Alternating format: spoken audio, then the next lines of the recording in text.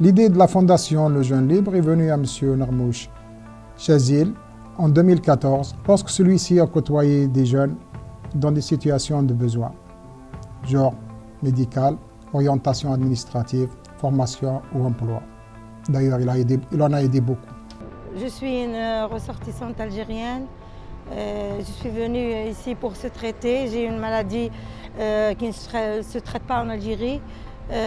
C'est par l'intermédiaire d'une amie qu'elle m'a orientée vers cette association, l'association Jeunes Libres. Et surtout, elle m'a orientée vers Chazil. وقفوا معنا جاوا معنا فما يخص مام لا بريفكتور لي بابيي لاسيورونس بالمساعدة ديال l'association Le Jeune Libre وكان je vous remercie bien parce que هما اللي عاونوني ووقفوا معايا في كاع الظروف هذه راك عارفين الغربة كي دايرة وكل شيء. ايوا كنبغي نشكرهم بزاف من قلبي وهما بمثابة خوتي وكل شيء. L'association Le Jeune Libre, qui a un champ d'intervention assez généralisé. Il y a une permanence d'accès aux droits qui est assurée par les bénévoles de l'association et qui, souvent, régulièrement, ils font appel à mon cabinet en vue d'aider, de soutenir, d'accompagner les personnes étrangères qui souvent se retrouvent dans des situations administratives assez difficiles.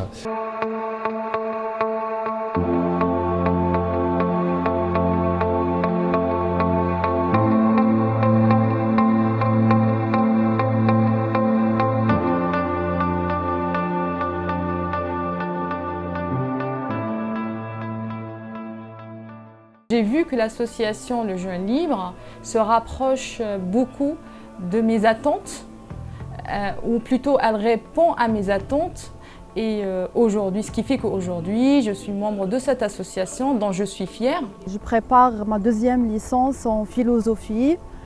Et grâce à l'association Le Jeune Libre, cette association aide beaucoup de jeunes pour faire des inscriptions, pour faire leurs démarches administratives. Il y a ce rôle de soutien moral des personnes qui se trouvent véritablement dans des situations très difficiles en matière par exemple, en droit au séjour, l'accès aux droits sociaux et notamment l'accès à la santé et à l'assurance maladie. Il m'a aidé à avoir un titre de séjour, la carte de soins et vraiment, il m'a même ouvert son domicile. Il est allé avec moi à la préfecture,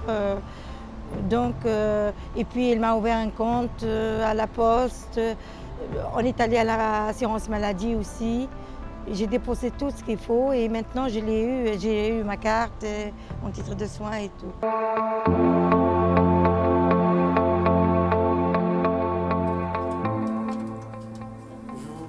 Vous allez bien? Ça va, rentrez? Voilà, c'est Amina. 14h. 14h20.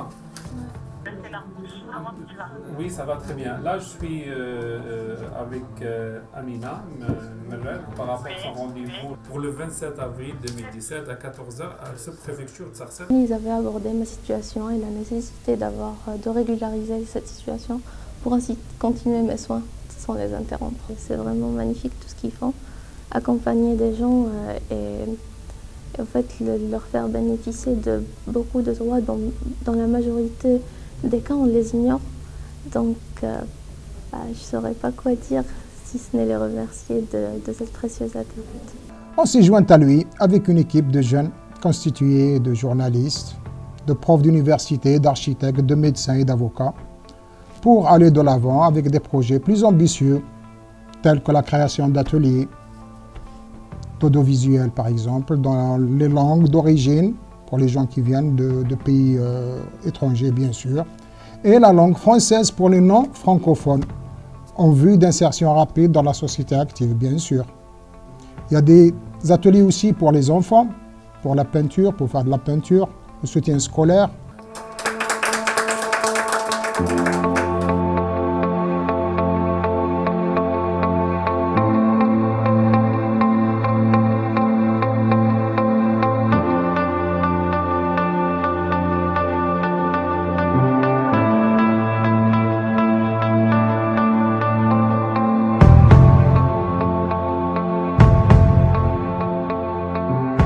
Les portes de l'association Le Jeune Libre sont ouvertes pour toute proposition et idée constructive. Sur ce, je souhaite beaucoup de courage à la famille Jeune Libre. Il ne faut pas baisser les bras et qu'il faut combattre. Et tant qu'il y a de la vie et tant qu'il y a de la foi surtout, il y aura de l'espoir.